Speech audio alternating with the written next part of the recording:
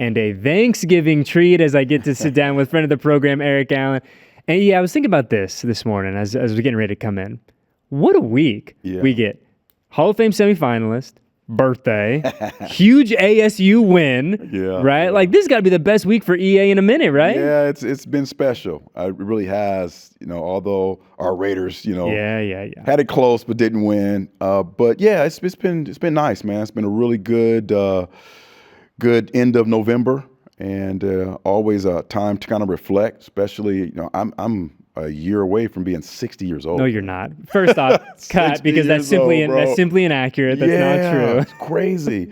So it is a time, for Thanksgiving, and as my birthday always falls on that time, it's a great chance.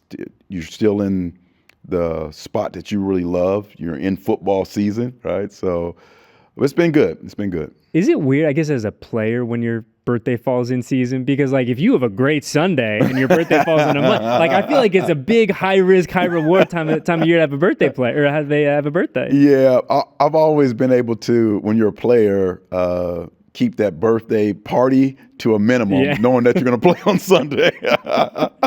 So it's always, make sure you got a pick or two or something so you can celebrate on Sunday after your birthday. It's good, though. It's cool because people are going to, want to come out, especially when you're playing. Family comes out if you're at home and then on the road. Usually my wife always, takes care of me, makes my favorite dessert dish. So things are good. Yeah, absolutely. And the big reason we're here is, we talked about the Hall of Fame semifinalists list that came out. And look, I don't, you and I were talking about this. Like, I don't want you to have to make your case. Like, the numbers speak for themselves, right? Like, you and I have had this conversation. I think we've done a great job as an organization telling that story. Yeah. I think a lot of people outside this building have done a great job telling the story. And now, like we were saying, the numbers ain't going to change, right? Like, I'm a firm believer, like a lot of people are, the numbers speak for themselves. And hopefully in a few weeks, we carry on to the next part, and then we carry on through that as we get closer to the Super Bowl. But I did want to do this.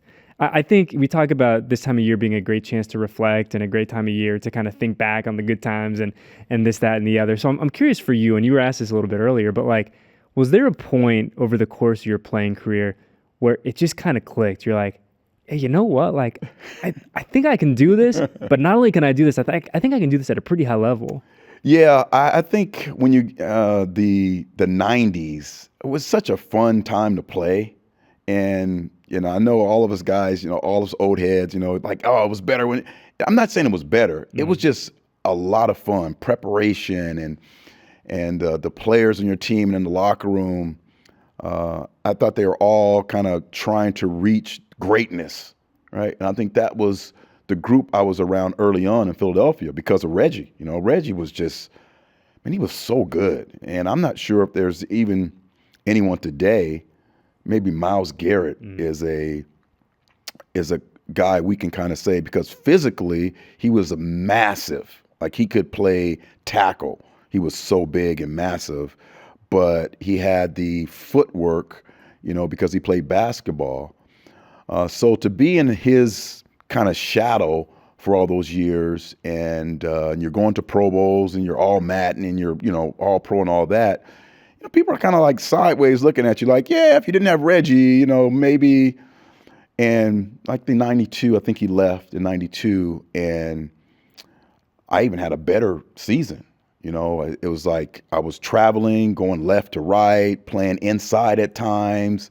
My game really opened up, and just the consistency was still there. And so maybe after 92, I was like, hey, I'm pretty good here. And you start kind of looking around at the other players in the league and your counterparts. And each week you're matched up, with Rod Woodson, Deion Sanders, and Darryl Green and those kind of players. And at the end of the game, like, I won the game and I got a pick and you lost and you got beat for a touchdown.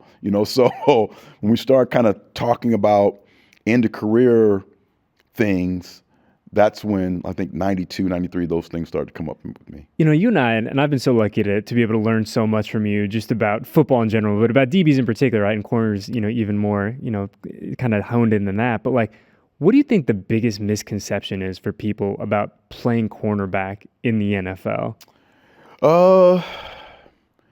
that I think we're all just kind of rely on our physical abilities. And if you don't have those physical traits, you can't be successful. If you're not 6'1" and run a 4'3" and have a 40-inch vertical, you can't be successful. And even though a lot of us come in with those physical traits, it's really up to you to hone your mental skills to be a great cornerback. It takes maybe a year or two before you've seen everyone in the league and you've been able to go against, the high flying receiver, the route running receiver, the inside slot guy who's going to give you every move in the book. Until you've seen all those guys, you're not able to really hone your mental skills in order to battle that particular type of player or that quarterback or that offensive system. So, once you're in your 5th or 6th year, man, you should be at your peak physically and mentally. And I'm not sure if many people understand the mental part of playing that position. Do you think that we as like an NFL fandom, fan base, whatever you want to call it, we've gotten less patient? Because, you're talking about like, hey, you need 2 years before you see everyone, before you really kind of have an understanding of like what quarterback A likes to do, what wide receiver B likes to do. Like, it feels like we don't give guys that grace and that latitude to have those rookie moments, for lack of a better term, anymore. You know what, E? I think we do. I think now with most everything is there's a small set of people maybe on the internet or kind of in that bubble who get a lot of attention and they're screaming for greatness right away. Mm-hmm. But the majority of the people, fans included, they understand it takes a while for that person to develop into a great player, a good player. Early on, most of us, first couple of years, are really relying on, yes, that strength, that speed, those kind of things. Not till you get around the league like we're talking about, do you really get to the point where you're able to jump routes and kind of anticipate sort of things and kind of play, which most important is with your head. And I'll go to a story. We're playing, this is 98, our first year my first year in Oakland and Charles's first year in Oakland. And we get an opportunity to run cover 2, which is, oh my goodness, that's like a cornerback's dream. Man, I don't have to worry about covering this guy in a dig. I can just kind of shuttle the guy in, look for the ball, and jump a route. Charles gets a pick on an out route in cover 2, which the quarterback shouldn't have thrown it.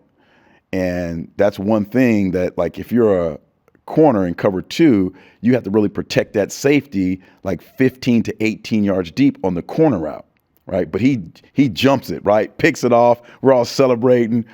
And so the next week, we're playing. I'm not sure who we're playing. And they run a back in the flat, and they run a receiver runs a corner route.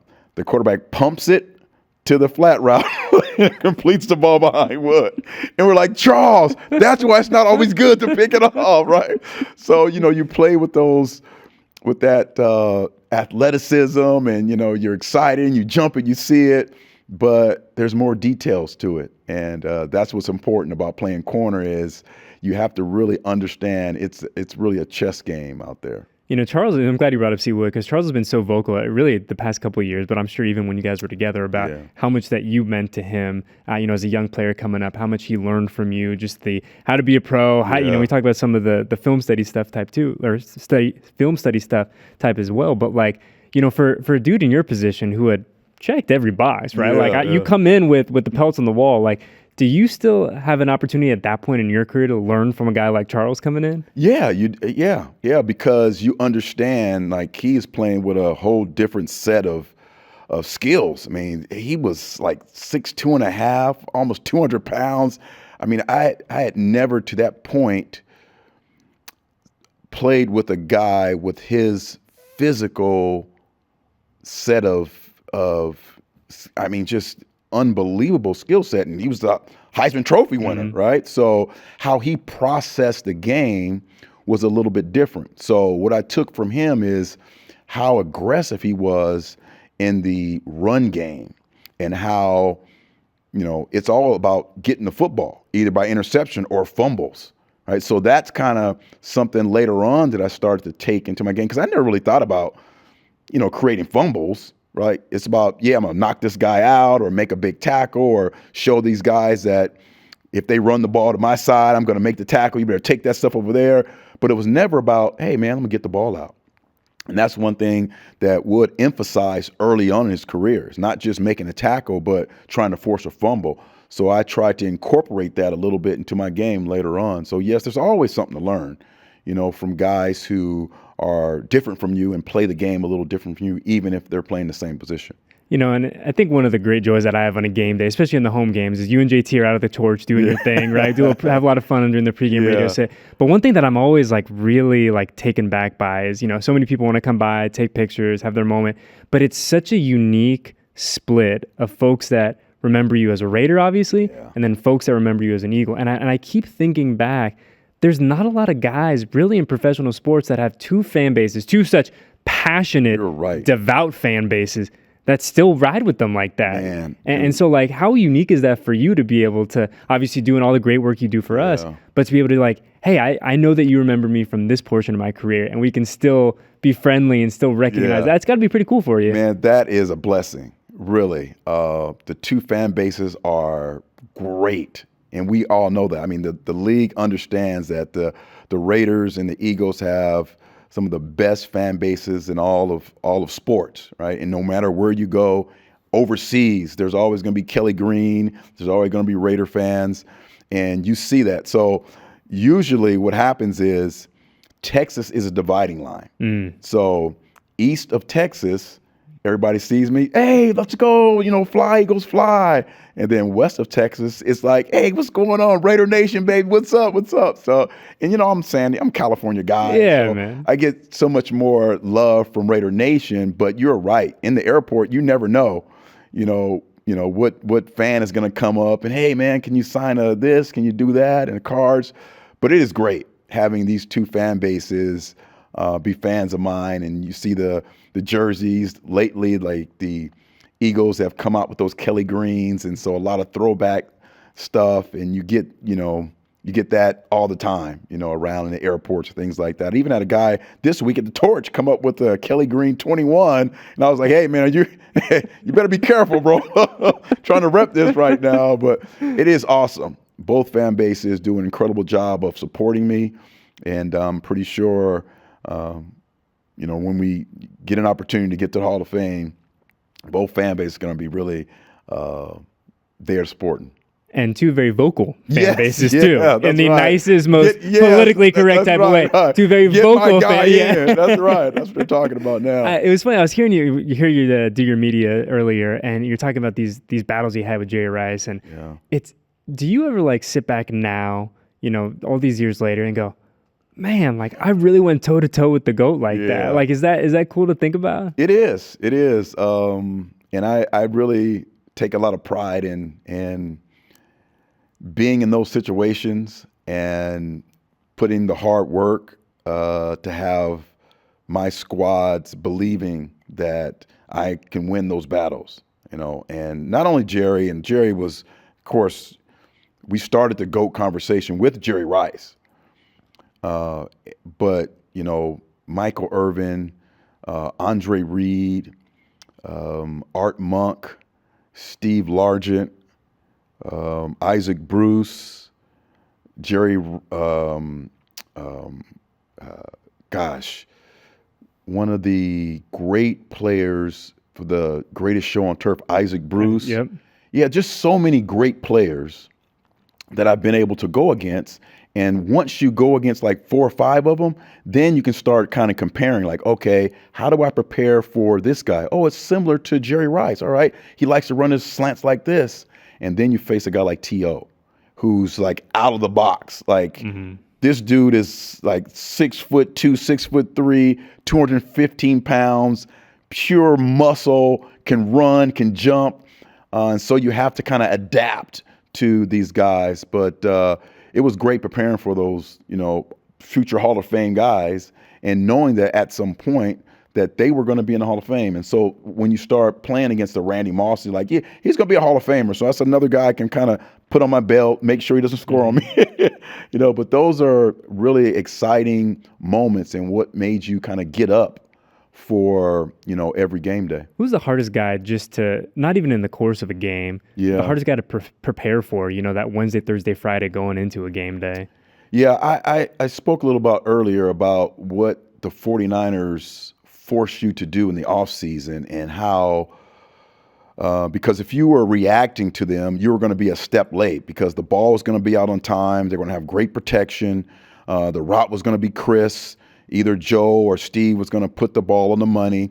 So you had to create an advantage for yourself. So you had to get to a point where you understood what the offensive philosophy was about, what they were trying to accomplish on each down. So we talk about scripted plays. So those first 15 scripted plays for the 49ers, 5 or 6 of those were going to be to Jerry Rice to kind of get him going. And you had to understand which one of those he liked best out of what formations and what situations. And you have to take, snapshots of those things as you were preparing for them during the week. And when you get into games, hey, it's first down, it's second down, it's third, whatever the situation was, then you have to go to the formation. Okay, what formation? Are they in a weak formation, a strong formation? So all these things you have to go through every single down for 60 or 70 plays in order for you to stay a step ahead of, that offense. And when you're able to do that, you were able to make some plays. So there was several times where you had to trust all of that preparation in order to jump in to a position where the ball wasn't there yet. And the receiver may have not run that route. He hasn't finished that route yet. So you're jumping in there, trusting all of this.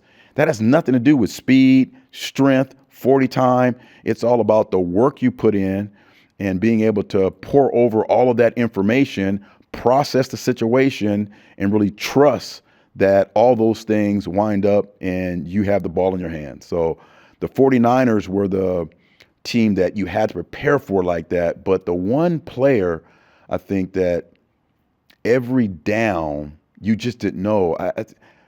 T.O. was a little bit of Jerry Rice. He was a little bit of newness because he was a physical receiver, but he could beat you deep. He ran good to his routes were good enough that you had to respect. So T.O. was he was a phenomenal player. We were talking about it the other day, actually. It's like anytime you're bored and you want to go down the history rabbit hole, look up Jerry Rice's Pro Football Reference or T.O.'s and be like, they did that for how long? I know. Like 20 years? And he's put him at that, unbelievable. And you still see T.O. today. And you're crazy. Like, hey, man, that dude could do some damage. Well, I tell you all the time, I'm like, hey, if we need you for a series or two, I still firmly, in my heart of hearts, let's activate EA. I don't mean to get... Some of those plays when you saw Meek Roberts, that wasn't really a Meek. It was me. No. I think you're a little bit taller than a Meek, though. Big love to Big Meek, though. We love him, Meek. Yeah, shout out to Meek doing his thing in Shout Detroit. out, yeah. But hey, I know how hard it is sometimes to talk about yourself and the greatness of this, that, and the other. But so we did want to bring up the other folks that are up on this list. Yeah. And some good names, man. Yeah. And I imagine it's got to just be such an honor to be included in this final 25 with guys that we talk about did it for such a long time, did it at such a high level, and are now one step closer to kind of achieving their football dreams too. First couple guys who are on my side of football, I thought Darren Woodson, man. I mean, he was like one of the anchors for the Cowboys and their Super Bowl runs. And he was a trendsetter because he was listed as a safety, but he came down and played in the slot.